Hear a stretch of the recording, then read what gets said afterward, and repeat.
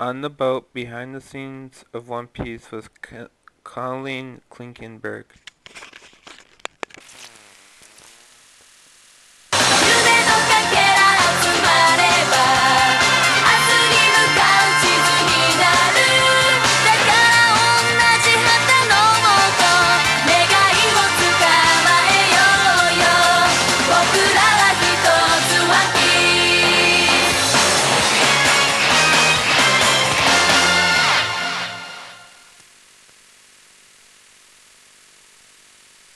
Hey everyone, this is Mike McFarlane, the ADR director and line producer of One Piece, and I believe that I have the head Straw Hat with me today. Woo, pirates! For those watching, tell everyone who you are and who you play. I'm Colleen Klinkenbeard, and I play Monkey D. Luffy.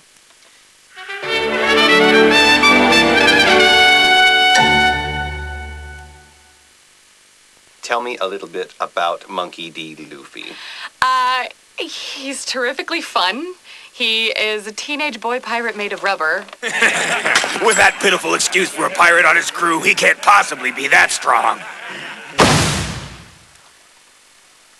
Let's go.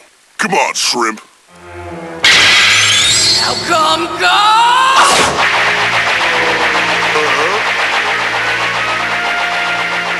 What do you think you're doing?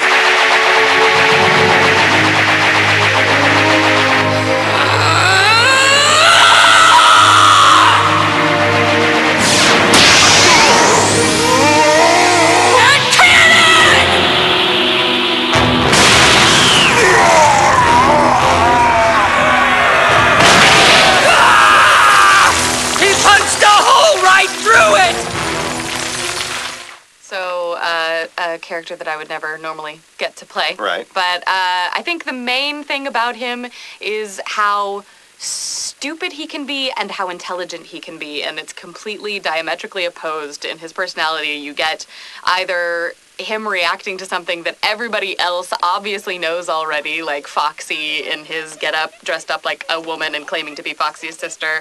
Everybody's like, oh, that's Foxy, and Monkey D. Luffy is obviously like, oh, you're his sister? So he's got that aspect to his personality, and then he has the fairly intelligent, or if not intelligent, then determined aspect of his personality, which is when any one of his friends is in trouble of any sort, he immediately makes the decision to go save them, and even if he doesn't follow the prescripted plan, he actually gets in and gets it done, and that's why we're still on a boat together. What are you doing? And where the hell did you fall from? The shipyard. I was trying to jump around like that carpenter to look for Usopp. Are you all right? Yeah. Oh, that's right. I almost forgot. We've got a terrible problem. Usopp was abducted, and so is the money. We know. That's why we're here. How do you feel that Luffy has grown as a character from the point where you started? Like, and not from where we started in the middle of the show, but like going back to the beginning of the show to where we are now, what do you see has happened to Luffy to shape him? I feel like Luffy's grown a lot, and I'm sure there's even more to go. I've even heard that there's more to go, but I feel like from where we started, and we started in the middle a little bit. We started where he had already grown a bit, and then we went back to the beginning where he was younger and more naive, I suppose. But if you take it all into consideration, from where from the earliest episode that we recorded through now, he's become a much more serious character. He's gained some depth. The first time the world sees Luffy, he's just popping out of a barrel like, this is my show, welcome to my world. And you don't really get the impression that he has that much depth to him. And then as you go on, you get the backstory and you get some family intricacies, and he gains an understanding of his friendships a little bit more. The relationships that are built on the ship give him some depth. And so I feel like we have that to contend with, so we always have to make sure that the voice is concentrating on that, is allowing for that. We don't want it to be too shallow, but it also gives us somewhere to go so we don't get bored. I'll never be bored of this character because he'll never be done growing, and that's a lot of fun. That's extremely rare in a character that's this ongoing, so that's awesome. Hey, Luffy. Yeah, I know what you're thinking. That wave's asking for it, huh?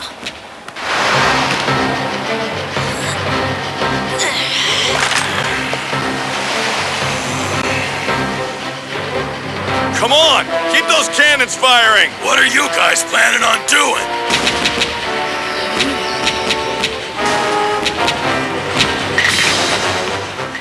What has been your favorite moment with Luffy so far? Is there anything that stands out for you? Or moments, if you can't pick one? My favorite Luffy moment. He's so fantastic.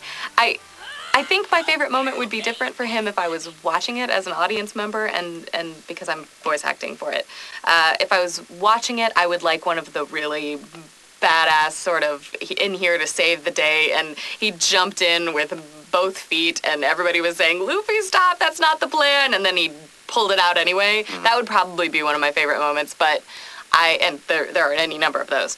But I think as the voice actor, my favorite ones are the funny ones. And they're usually in reaction to one of the funnier characters. So anytime he gets to see Mr. Two or Foxy or any of the characters that I just love to watch, I think his reactions to those are so fantastic and specific and ongoing. Like, it's not just one moment and then it's over. It's a whole episode of that same moment over and over again, which should be like, you should get tired of it, but it's not so funny.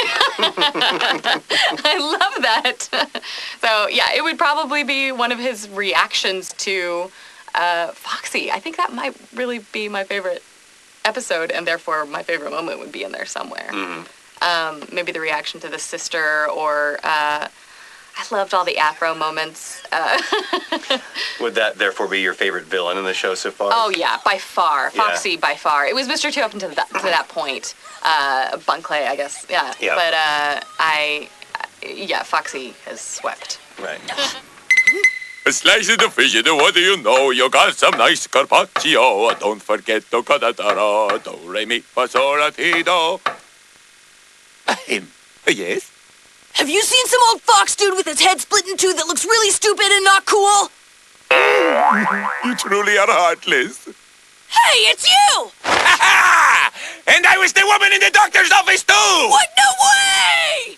Do you recall the initial round of auditions and the casting process and the recording process, and what was that like for you? I think the auditions for One Piece were some of the most nerve-wracking auditions that I've been through. Not because of you. You were fantastic the whole way through. But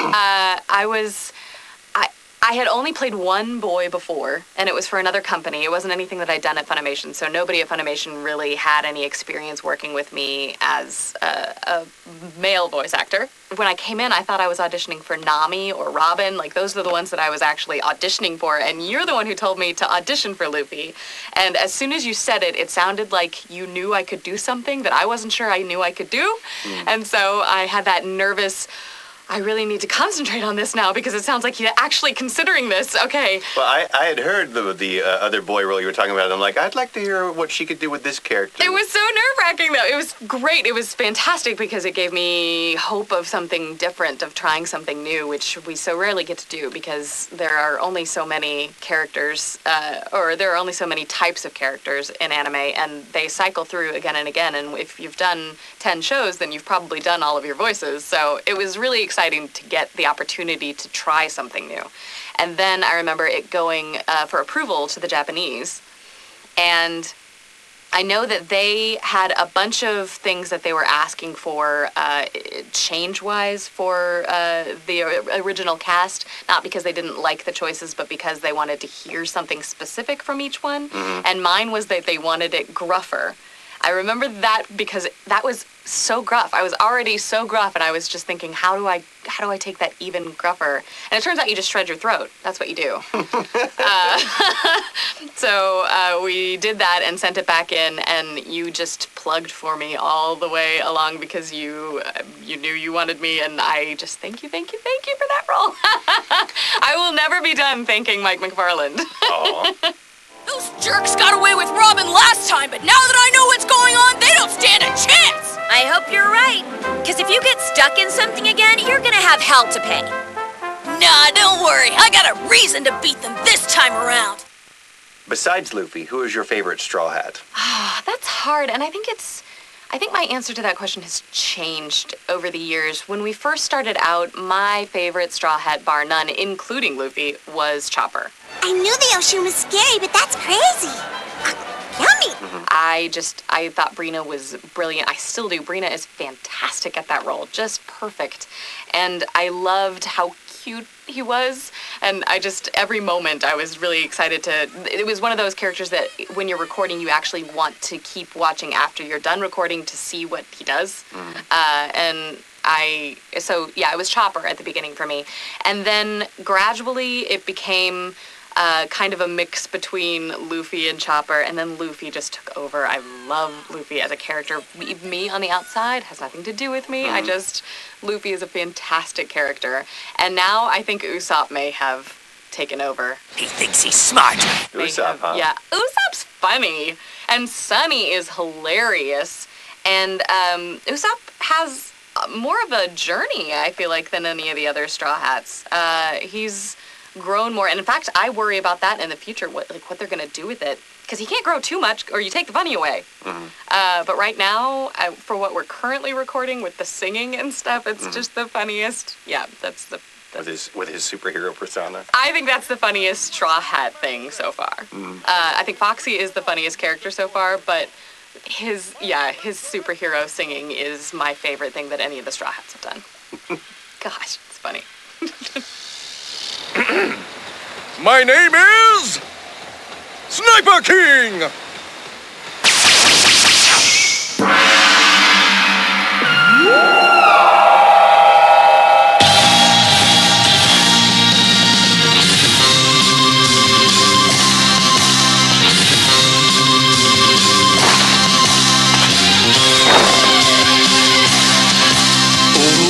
Carries my name from Sniper Island far away. Don't stop watching. We enjoy making this as much as you enjoy watching it, and we will continue to do so as long as you are interested. And I don't see how it would be possible to lose interest because they're doing such a great job of keeping it fresh. But there are so many great things to come, and it's fun that we're doing this. On the flip side, that Japan is doing it first and we're doing it second because we can see the future. We know that in the future there's this amazing arc coming where Luffy does nothing but scream. Super looking forward to that. But I think it's great that we get a glimpse of that, so we have a little bit of a teaser. But I hope you love watching our version of it as much as you love watching the Japanese without taking away from it, because they're both incredibly fun and different in interesting ways, and I don't ever want to stop recording Luffy ever. 掴みかけた夢のかけら変わらないものを追ってる僕らは憧れを空に浮かべて疲れ果てた時の中でも変わら